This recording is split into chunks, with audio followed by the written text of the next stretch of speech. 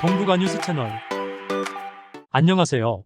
지난 9월 말 중국 정부의 경기 부양 정책 발표 이후 중국 금융시장이 요동을 치며 시장에 큰 반향을 보였습니다. 또한 현재까지 경제 회복의 기대와 미래의 불안감이 공존하는 상황이 지속되고 있는데요. 이와 관련 부양 정책 발표 직후 일본 야후재팬에 올라온 현대비즈니스 잡지의 냉철한 글이 관심이 되고 있습니다. 함께 글을 보시겠습니다. 정부가 만든 버블에 의한 상하이 주식 급등, 대학 졸업 규제로 실업률 개선, 속일 수 있어도 가릴 수 없는 중국 경제의 심각성, 위험한 도박, 정부가 조장한 버블. 일반적으로 주가는 경기의 바로미터라고 자주 언급됩니다. 즉, 주가와 경기 동향이 다소 시차가 있을 수 있지만 기본적으로 연동하여 움직인다는 것입니다. 그래서 분석가들이 주가 움직임을 예측할 때 반드시 상장 기업의 실적이나 시장의 수급, 균형 및 경제의 기초 체력을 보고 판단합니다. 중국 경제를 보면 분명히 하락세를 보이고 있습니다. 2020년부터 2022년까지의 3년간 코시국은 중국 경제에 심각한 영향을 미쳤으며 투자와 소비 모두 침체된 상태였습니다. 중국 경제에 있어서 해외 수요는 결정적으로 중요하지만 미국 정부에 의해 엄격한 제재를 받고 있습니다. 중국 경제의 새로운 견인차로 기대되는 전기차에 대해서도 미국 정부는 이미 100%의 제재 관세를 부과하고 있습니다. 이러한 상황 속에서 상하이 종합지수는 갑자기 급등하였습니다. 이번 급등의 계기는 중국 인민은행이 실시한 금융 완화 정책이었습니다. 이번 금융 완화는 공개적 시장 조정으로 구체적으로는 국채를 매입하여 금융시장에 1조 위안 이상의 유동성을 공급했습니다. 중국 주식시장의 특징 중 하나는 기관 투자자가 약하다는 점입니다. 많은 개인 투자자들은 눈앞의 주가 동향을 보고 매매를 결정하고 있습니다. 갑자기 거대한 유동성이 시장에 투입되면서 주가는 매수가 매수를 부르며 급속도로 크게 상승하게 되었습니다. 그러나 이번 주가 상승은 정부가 만든 버블이며 위험한 도박입니다. 중국 경제의 기초 체력에 대해 설명하기 전에 2022년 12월 현 정권은 갑자기 엄격한 봉쇄를 동반한 채로 코시국 정책을 중단하고 코시국이 종식되었다고 선언했습니다. 이에 따라 시장에서는 중국 경제가 V자 회복을 할 것이라는 기대가 있었습니다. 그러나 2023년 중국 경제는 강력한 회복을 보이지 않았고 소비가 위축되며 부동산 버블이 붕괴되었습니다. 중국 경제는 디플레이션에 빠졌습니다. 물론 중국 정부가 발표하는 공식 통계로는 중국 경제의 둔화를 바로 확인할 수는 없습니다. 2023년 중국의 실질 GDP 성장률은 5.2% 성장했다고 알려져 있습니다. 이 통계는 분명히 실적을 과대평가한 것입니다. 미국 싱크탱크인 라듐그룹의 추정에 따르면 2023년 중국 경제의 실제 성장률은 1.5% 정도라고 합니다. 이 추정은 중국의 무역수지, 소비 및 투자를 검증하여 얻은 결론입니다. 개인적인 체감 온도와 딱 맞는 것입니다. 또한 중국 정부가 발표한 2023년 6월의 청년 실업률은 21.3%였습니다. 그 이후 이 통계의 발표를 중단했습니다. 만약 청년 고용이 개선되었다면 그 통계를 중단할 필요가 없었을 것입니다. 그로부터 반년이 지나고 이 통계의 발표가 재개되었으며 2023년 12월의 청년 실업률은 14.9%로 개선된 것처럼 보입니다. 중국 국가통계국의 설명에 따르면 현재 재학 중인 학생의 실업을 카운트하지 않게 함으로써 숫자가 작아졌다고 합니다. 솔직히 말해서 이해할 수 없는 설명입니다.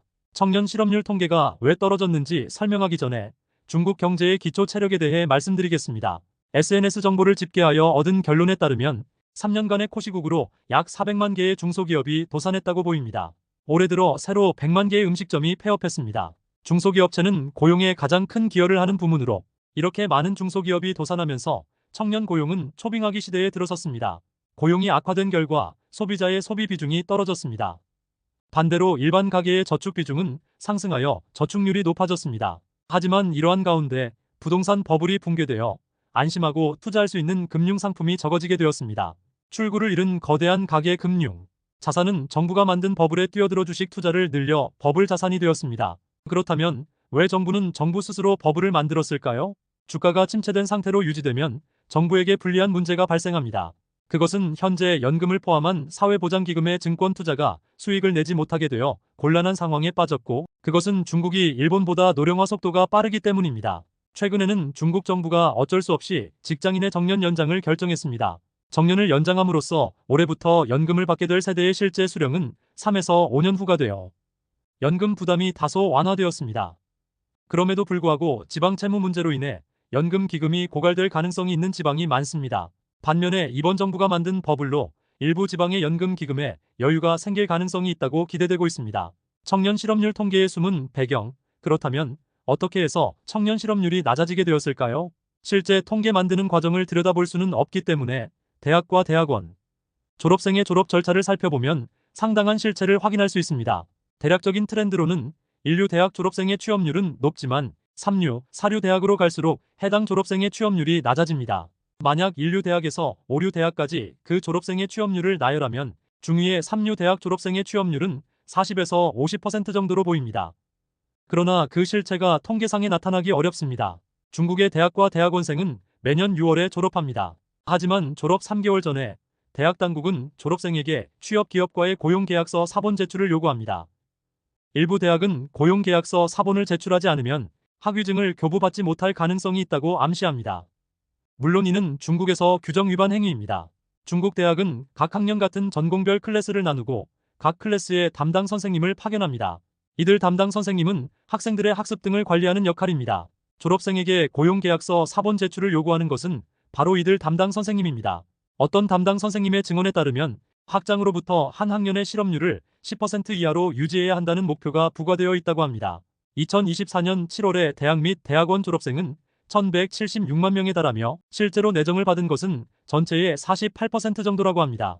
어떻게 해도 10% 이하의 실업률 목표를 달성할 수 없습니다. 그렇다면 어떻게 이 엄격한 목표를 달성했을까요? 실제로 증언한 졸업생에 따르면 고용계약서 사본 제출을 엄격하게 요구받게 되고 취업처를 찾지 못하게 되면 어쩔 수 없이 SNS를 통해 고용계약서를 유료로 작성해주는 회사에 의뢰하여 300위안을 지불하고 그 사본을 담당 선생님에게 제출했다고 합니다. 이 고용계약서 사본 제출로 해당 학생은 실업자로 계산되지 않게 됩니다. 대학 당국 및 담당 선생님에게도 이로 인해 좋은 결과가 되었습니다. 그러나 이 실업률 통계를 기반으로 경제정책이 결정된다면 아마도 잘못된 정책이 되어버릴 것입니다. 결론적으로 현재 상하이의 주가는 급등하고 있지만 그것은 거시 경제 기초 체력이 개선되었기 때문이 아니라 정부의 버블, 즉 정부에 의한 돈놀이에 지나지 않습니다. 상장 기업의 실적 개선 없는 돈놀이는 제로섬 게임이므로 그 버블이 붕괴될 때 부동산 버블 붕괴와 겹쳐서 상상 이상의 충격이 될 것입니다. 예전에 중국에서 가장 권위 있는 경제학자이자 국무원 발전 연구 중심의 연구원이었던 우경련 씨는 중국의 주식시장은 도박장이라고 경고한 적이 있습니다. 중국인은 저축을 좋아하는 점에서 일본인과 매우 비슷하지만 일본인은 돈을 저축해도 리턴을 추구하지 않는 반면 중국인은 리턴을 추구하는 경향이 강합니다. 그러나 리스크를 고려하지 않고 리턴만을 추구하는 것은 스스로를 망치는 행위로 이에 대하여 강하게 경종을 울리고자 합니다.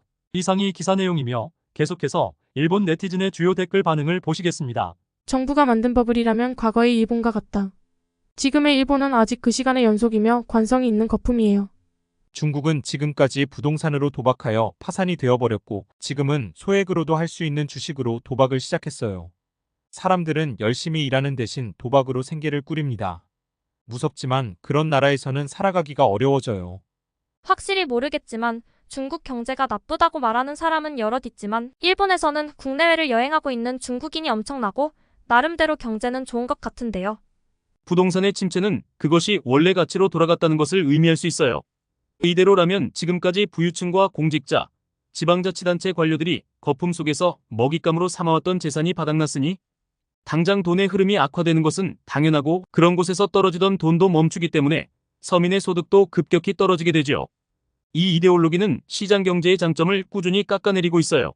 중국은 앞으로는 쉽지 않겠네요. 덧붙여서 이번 주가 상승은 양적 완화의 영향 때문이지요. 양적 완화는 상당한 위안화 절하 정책이라고 할 수 있으며 수출 가격의 경쟁력도 높일 것입니다. 이는 첨단 기술 분야에서 세계 공장으로서 투자 중심의 경제로 전환해 성장을 꾀하고자 하는 중국 정부의 의도일 수 있어요. 그러나 오늘날 중국의 다양한 과제는 이러한 성장으로만 해결할 수 있는 것이 아니고 이제는 잠시 숨을 고르고 부동산 부실 채권 처리, 지방자치단체의 재정 문제, 실업 대책 등 경제를 안정시키기 위한 메커니즘 만들기에 임해야 할 때라고 생각해요. 현재의 양적 완화는 큰 부작용을 일으킬 수 있다고 생각합니다. 중국의 경우 가장 큰 문제는 부동산 거품 붕괴로 인한 막대한 부실 채권이에요. 이에 대처할 수 있는 유일한 방법은 공적 자금을 투입해 부실 채권을 처분하는 것이지요. 그러나 현 행정부는 규모가 너무 커서 책임 문제가 될 것을 우려해 단기 전략으로 이를 미루고 미뤄왔어요. 그 결과 거대 좀비 기업의 연명만을 위해 거액의 대출이 이어졌고 부실 채권이 꾸준히 증가하는 악순환이 이어졌지요. 중국은 강력한 힘으로 버블에 대처한 것이 아니라 강력한 힘으로 버블을 연기한 것이 되었어요. 이상 중국의 경제부양 정책 및 예상 효과에 대한 일본 반응이었습니다. 내용이 마음에 드시면 구독과 좋아요 부탁드립니다. 감사합니다.